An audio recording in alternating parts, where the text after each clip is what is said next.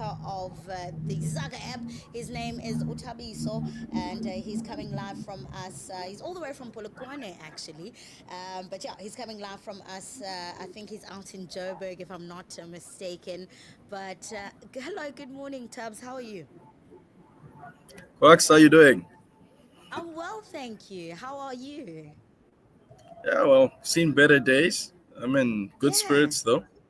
It's yeah. uh it's my birthday today, so I'm in very good spirits. I'm in high spirits. Hey, happy birthday! How old are we, Thank you. if we're allowed to ask?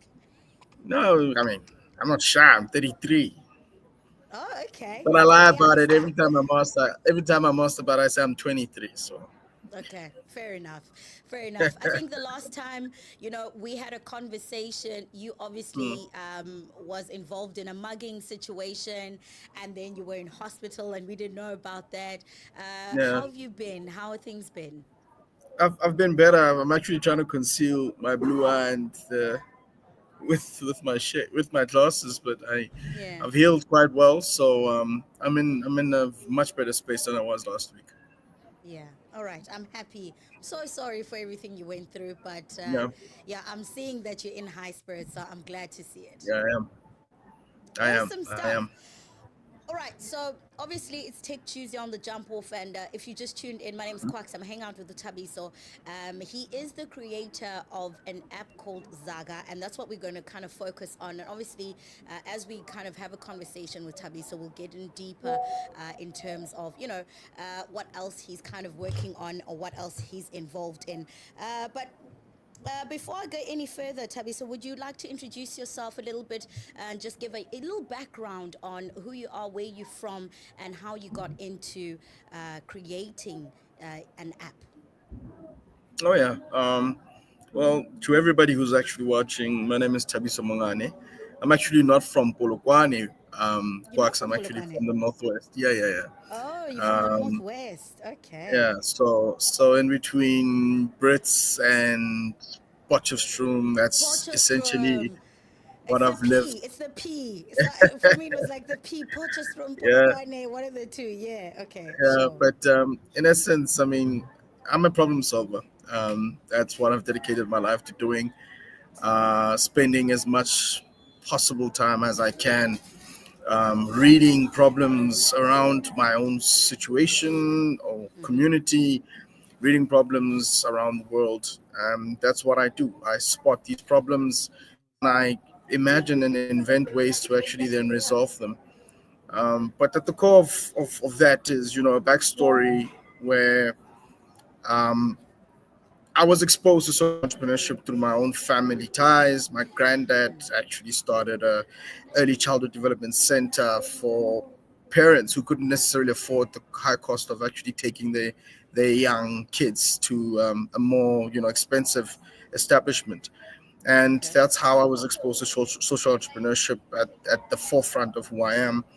And fast track to that, I've always explored with entrepreneurship from a very early age. Used to sell hip hop paraphernalia, at school, trying to actually make money out of that. That's cool. Knew that I wanted to do this since I was about 13, 14 years old. Sure. And everything else was just pointing to that direction. Even my days in banking, I've always been someone who looks at how to solve problems and how to innovate. And yeah, left banking and started to do this full time without a very clear cut plan. But I knew one thing: I knew that whatever I'm going to be doing will be in the tech, vertical in the tech space. And then I started to actually learn what technology was essentially about. And all it is, it was Mm. an instrument to really solve other problems and innovate around them. Nice. And I mean, coming from, the world of banking, it kind of makes sense then for you to go into or creating an app Yeah. like Zaga. Can you tell us the birth story of Zaga and just a little bit about what it is and how it works? So the genesis of Zaka was not necessarily Zaka. What it was, it was Thrift, and Thrift was an e-commerce platform that was set to aggregate the buying power of informal retailers within the township space. Um, And what we had then discovered was that, look, in order for us to improve the competitiveness of small players in the township, we needed to actually be able to bring together their spending power so that we can antagonize, the price points that they actually get from their suppliers. Mm. But that wasn't only the end of it. It was also just a reimagination of how you could potentially, um, I think, you know, evolve the township economy, and Sure. really then bring some modernity to it. And that's what we really then kind of sat down and wanted to bolt on. And I remember when Mm. we did it, I mean, we were doing about 400 orders about a week, working in between Soweto and Alexandra at the time. And yeah, it was quite interesting to learn the lessons that we learned there. Part and parcel of that was to really establish the notion that the the retail space in South Africa is quite concentrated. Um, Sure. and not only is it concentrated, but it's also kind of monopolized. Mm-hmm. So what that actually then kind of taught us, or left us with, was the notion to actually say, okay, fine, how do we then, move away from putting these informal retailers at loggerheads and at competition with the big players, Mm. um, and really focus on a pain point that is seemingly much more nuance than what we had essentially then thought was the pain point. And we Sure. spent a lot of time with these informal retailers, only to find that the real issue here is that they can't actually access capital. And that lack of access to capital was really brought about by the fact that they don't have, formal financial identities that enable them to engage with financial institutions at the point where Mm. they can access credit. Mm. And once we learned our lessons from the thrift story, we then really realized that, look, we have to actually, really solve the problem at its core fundamental, and that's Sure. really improve the financial position and the financial identity of these informal retailers. That's how Zaka Mm. was born. Now really then set as a product that is meant to do exactly that. Mm.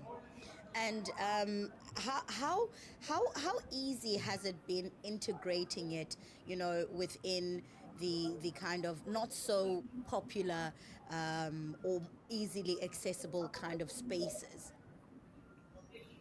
I mean, that's extremely difficult. Besides dealing with the idea of, teaching your customers about what your product does, which is also that kind of change management cycle that you need to manage when you're introducing something new.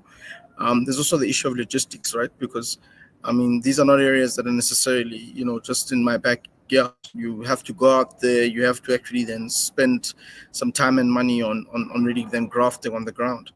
And that's been one of the things that we've been trying to maneuver around. But one of the key strategies that we've kind of been using now is to partner with guys that are already, in that space, that already have a large footprint in it. That for us has been quite instrumental in being able to reduce not only the pain of the product introduction and the educational cycle, or the Yeah. change in that, but also in just our logistical costs.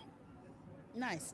And can you unpack for us, the real time kind of tracking, stack? What measures brokers, the database, the the front end tech, and to just ensure the instant payment verification? Like, how do things work? How do you measure that?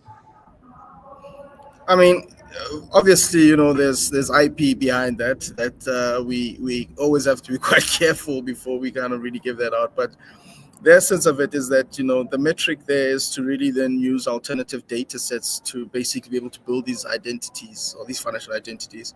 So typically, we would use things like geotagging, to be able to actually then do that. So for us as an informal retail or informal business person, you need to, spend an X amount of time at your business premises, or where your business is, for us to know that you are a noteworthy risk, or, worthwhile risk. So Mm. the essence of it is looking at data sets like that, metadata sets as well, that we can potentially pull. Would be, behavioral data that we could essentially extract from just looking at, how you actually treat your own business's finances. And that's why it exists within the wallet framework, Mm. so for us to be able to actually farm those data sets and harvest them. So Mm. that's essentially where and how we actually then do things to build a financial identity. But the platform is a platform where you can save, transact, and access credit. Um, and again, there's a specific intellectual reason why that was quite important. Okay. And how does one get involved with Zaga? So let's say they're a business person and they're interested to having this app. How do they get it? How easily accessible is it? About to put it on the main app stores, the mainstream app Mm-hmm. stores, and make sure that everybody can essentially have individual access to it. But I think Sure. that for us, the major thing was to really look at how do we launch it um, within partnered environments, kind of much more closed environments. The real reason being is that then we would be able to then really then drive the change management, the behavioral management, but also drive the whole, troubleshooting if ever there are any issues on the platform much closer. So it's going to be up on all the app stores, and we're encouraging everybody in South Africa who's really looking to do a bit, something a bit different, or really looks to access a different financial services platform that Mm-hmm. really is going to be easy to use and quite transparent, then you can actually then download it. But Okay. I think the major thing for us is over and above access has always been the notion that we want South Africans to kind of really resonate with what we do on the basis of them kind of being tired of the cost of financial services. And Sure. that's where we want to kind of meet our clients at the point where there's an alignment in not only the pain point but also in the intention to experiment a bit on what how to solve that pain point. Awesome. Is there an official date on when this is going to launch? Because you kind of like ngathi uyasibawisa a little bit. Can you tell us the official date when people can actually go and look for it in the various kind of app stores? Our official go live date is the 1st of June. Okay. Right now, we're just 2025. tying up, yeah, we're just tying up some payment integrations with a partner. And what is essentially going to happen is that once that's done, then everybody should basically have full usage of it. I've actually got the app on my phone. Oh, So if you look on my phone here, you should actually be able to see the app. But yeah. yeah, it That's works cool. perfectly fine. The That's whole cool. essence of it is, just how do we actually launch it? How does it make sense to launch it in certain spaces? And we have to be quite careful about that. Yeah, As much as you invite people into your space, you also have to make sure that you have the correct capacity to basically host them. And definitely. that's what we're trying to bolt down on and make sure that we don't make a mess with, because the minute we Yeah. do that, it will really have a reputational impact on us. Yeah, and I mean, part of hosting as well. I mean, you probably have thought about like customer care, for example. So if I have an issue with the app, there's obviously like a number to dial that I'd say, "Yo, listen, Tabs, I'm having a little bit of an issue here, mate. Yeah. How do I solve this problem?" How have kind of tried to incorporate that, but not just incorporate, but maybe the question rather should be, what are the plans that you've had in trying to have that kind of system as well available for your customers? That will be available for our customers. And the most fortunate part about that is that as we're fledging this out, you would probably find myself and some of my colleagues on the phones, really then answering to these requests and these particular concerns. And who better to do it than us? Part Yeah, of my, definitely. my, my, my banking background really taught me that, and I've actually said this before. I was in banking in one of the most innovative periods in South Africa's banking history, Mm, where it wasn't enough to actually then compete anymore on product. You actually had to then take it a level further and then compete on client service. sure. Um, and that's why you have the Ask Africa Index that's there to actually then measure banks on how they service their customers and whatnot. And that's essentially what we want to be able to do. Offer a very personalized service experience. It will get to a point where it'll become world class. But for now, it's South African class. But it will always just be personalized. It will always just be Sure. personalized. I mean, look, speaking of South Africa, we know one of the biggest issues and problems that we still face is, of course, the unemployment, rate. So, what you've come up with, are you indeed employing people? Are you helping people? Entrepreneurship is such a touchy, subject because you're trying to be okay yourself, Kala, before you kind of, Mm. go out and help the world. But is this something that you can see that, look, we can actually now, by doing this, actually employ people and kind of help towards the issue Mm. that we have in South Africa? I mean, the whole idea behind Zaka was not only just to basically create financial identities. The whole idea behind it was to also kind of create a new generation of opportunities, and this one would actually be, banking as an opportunity. Okay. Um, there is a peer-to-peer element as to what Zaka can potentially do, because the whole notion of it was that can people start to make fees and share in your fee structure if they can kind of form part of your infrastructure. And by that I mean that we all have, money that flows in between us. So if you could potentially help me to access money in the immediate perspective, from a transactional perspective, could I not potentially then share fees with you? And the simple notion, just to bring this home for you, would be, when you think about it, when you're in a position where you have money in your account but you don't have the cash on you, and you're at a place that requires cash, and you don't really have any form of, infrastructure or facilities around you that where you can access this cash, would it not make sense to ask someone who's on the Zaka app to say that, hey, look, can you give me cash, and then I actually then send it to your wallet, and Sure. there's an exchange there that can happen, and we can share the fees there, we can share them with you in that essence. So think Mm, about it from that perspective. Think about what we're trying to do from that perspective. mm. Create a network, a decentralized network of nodes, or agents that are there, basically being able to help South Africans, bank between each other and transact between each other. Okay. Let's talk about, localization and maybe multi-language support.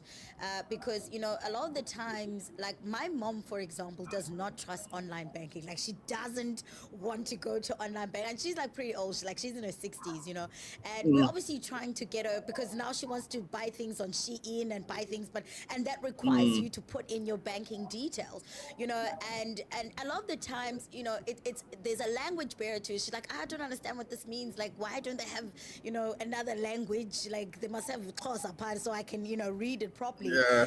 And given that South African has 11, official languages, how does Zaga handle the translation issues that, could occur maybe in the future? So the fortunate part is that, my team, myself as well, we're quite well versed in almost all of the South African languages. Sure. But in future, the gist of it is to really then try and find language models, specifically in AI, that can potentially then bridge that gap. Mm, That is the what's going to be the most sustainable kind of solution to really then impose.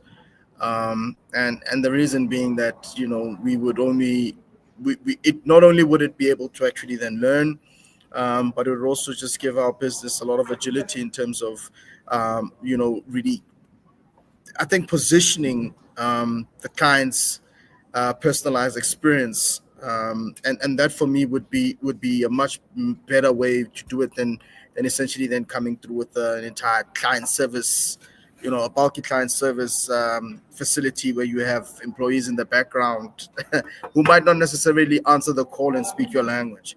sure.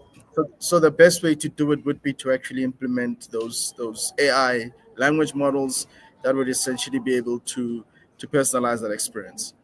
Sure.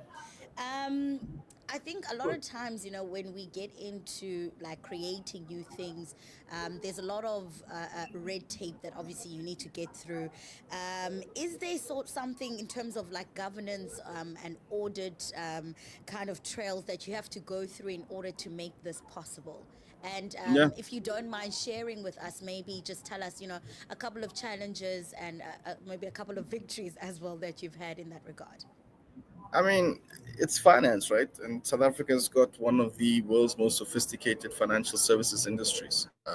It's Sure. practically at the pinnacle of financial services. And part and parcel of this is, you need to be able to to comply. You need to be able to really then align with all of these compliance requirements, and also be licensed to do what we actually do. So, part and parcel of this is acquiring your FSP license. Part and parcel of this is actually acquiring your NCR license, and meeting whatever compliance requirement that the FSB or the FSCA would actually require you to. So, part and what would essentially happen is that they categorize these licenses under categories, category 1, category 2, category 3, and one would essentially have to go and acquire a license and prove that they are an institution that has paid mind to good governance, financial governance, because you are essentially dealing part and parcel with money, but also prove that you actually have the right accounting infrastructure and systems in place, because they want to be able to trust that no matter what happens, you are a responsible actor. So this is probably the most difficult hurdle about being involved in the financial services space, um, and there's ways around it. So, mind you, what we're doing right now is that we're trying to actually initiate ourselves as a financial services infrastructure, a Sure. software, and not necessarily as a financial services provider. And that means Okay. that we partner with other players that are looking to make a financial services play or proposition, and we give them the infrastructure to be able to do that, Sure. right? So that has kind of been our workaround as we're trying to really then navigate the compliance space, the regulatory space, to say that, look, maybe that might be the way we actually then initiate ourselves in the space. So I think that also should never ever stop an entrepreneur. Mm. There's ways around everything. If you literally cannot get over it, you need to get around it. If you can't get Mm. through it, you need to get around it, but just get around it, I love and that. and I do love what you that. have to do. So Yeah. that's how we've always thought, regardless of the imposition of regulatory frameworks, imposition of compliance. We've always thought to ourselves that, look, maybe we need to look at how to maneuver around it, and we're maneuvering quite well. Nice. Let's talk future. Future, the next 5 years, where do you see Zaga within the South African software services? I think Software. we yeah, well, it's software now, but Yeah, ultimately, obviously, you want Zaka to really land in the space as a financial services provider, fully fledged. sure. But I think we have a very keen and a very clear appreciation of what we do. Look, Hmm. we're trying to actually build financial identities for marginalized, customers that are on the peripheral, and say to the rest of the players to say that, look, if we can just bring them to the point where they're unidentified and you can't work with them, to the point where they are identified, there is a data set that's been built on them, and you can essentially then work with them, then we can then spill them over into the mainstream banking space, and that's what we Hmm. do. We're basically that Okay. bridge between marginalized and formal access, and I think that that's the space we intend to play in for a very long time. Okay, awesome. Just before we let you go, is there anything on your side that you feel like is important for us to note concerning the Zaga app that you haven't mentioned? Um, Look, we're always open for conversation, and I think that we're really looking to actually then bring on some of the bigger guys on board, the bigger companies, the bigger financial services institutions to come on board and kind of experiment in the space. The infrastructure there, it's been built, it works.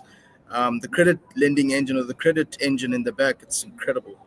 Um, so yeah, let's just put it out there. Invite people to come and work with us, to come and experiment a bit, to come in and really also kind of help us learn as much as we possibly can. But yeah, Zaka's here. It's here to stay. It's really going to create a bit of an alternative in the game, and I think it's also going to ease the issues around financial access all around. I love that. All right, before we let you go, I do want to maybe just a couple of words of encouragement for, a guy that's just out there trying to start out his new or his own, or he's trying to get into entrepreneurship. What are some words of wisdom that you'd like to share with them today? Um, Yeah, sometimes I really don't think of myself as someone who's quite motivational. But one thing I can say is to all the aspiring entrepreneurs in the country, Um, no one is coming to save you. Get up and actually, do it yourself. Get up and actually then do it regardless of the situation. Mm, So that's one of the things that I think South African entrepreneurs need to basically learn. Be a self-starter. Do it because you're driven by purpose. This mm, notion that we have all of this government support through programs, which are great, by the way. We've got the DFAs that are there. We've got the departments that are there that actually have these initiatives, but it's not enough. I mean, I found my way to into mining, for instance, through the Sibanye Stillwater Youth in Mining mm. program. So, Sorry, I'm just gonna you, fix it quickly, but carry on speaking. I yeah, can hear you. but you just need to find your way regardless of what support measures are there, regardless of what interventions are there. Be fierce, be independent, and be resolute that that is what you want to do with your life and with yourself. Mm. I love that. Thank you so much Yeah. for taking some time out to join us and unpack this with us. I cannot wait for your launch in June. If you're gonna have a little event, you better invite me, Tabi. So otherwise, we are not friends anymore. QUAX, you're in East London. I don't know how you're going to make. I'm a fly out, my mate. I'll You're fly out all and right. come All right. through. But I'll I better have an I'll invitation. test that. I'll test the metal and the veracity of what you've just said. But you better come out then. If I invite you, you better come out. There we go. Listen, before I let you go, are you a Chiefs or Pirates fan? Ah, I am Neither. definitely ezimnyama ngenkani Oh till I die. no! Bafana baka Oh Makepula, no! Oh all the way. no! Never, ever, ever, ever, ever quit this Oh club. no! That's terrible because I've got a That's bet going me. on with some of my colleagues here at work because I'm a Chiefs, supporter, and we're obviously going to play for the Nedbank Cup this coming weekend. And obviously, the chat Clearly, is y'all are not that tired of a hiding, aren't you? and the We chat can do is, this all week. I'm here all week. And, the chat is look, it is the last time and the first time for us, because I mean, we haven't received a cup in many, many years, that we can receive a cup this season. So it's a big, big deal here at work. And we've put money on this. It's crazy. So I was just hoping that I can say, at least the Thabiso is Chiefs. But now you've disappointed me. I feel like I'm alone in this. Damn. You guys need to call a national prayer day for Kaiser Chiefs. That's at this point, that's all you need. Kaiser Chiefs is not going to achieve anything for you. It just means that you guys are suckers for pain Oh! and heartbreak. Oh! My Yeah, advice I is thought, I that thought, take on the black and white. I We're thought we were signing mates. we're signing people up. I thought we were mates. I thought we were mates. Thabiso, very nice speaking to you. Thank you so much for taking time out. Thoughts, I Please enjoy the rest appreciate of it. your Tuesday and have a lacquer week. All right. Yeah, it's my birthday, so from here on, I'm on autopilot. Love it. Thanks, guys. Thank Enjoy you, your Quats. birthday. All right. Today at after Appreciate it. 11, the jump off is where you at on Keeping AC Radio. Radio, according to you, had such a lovely conversation with Tubby. So if you didn't catch it, you can always catch it on our Facebook page. Just go to Keith and Yesi Radio and check it out over there. Otherwise, what a lovely guy. What a lovely conversation. And I hope you really learned a lot. I'm really excited for the launch. And I'll keep you updated in terms of that. All right. We're going to go into some music and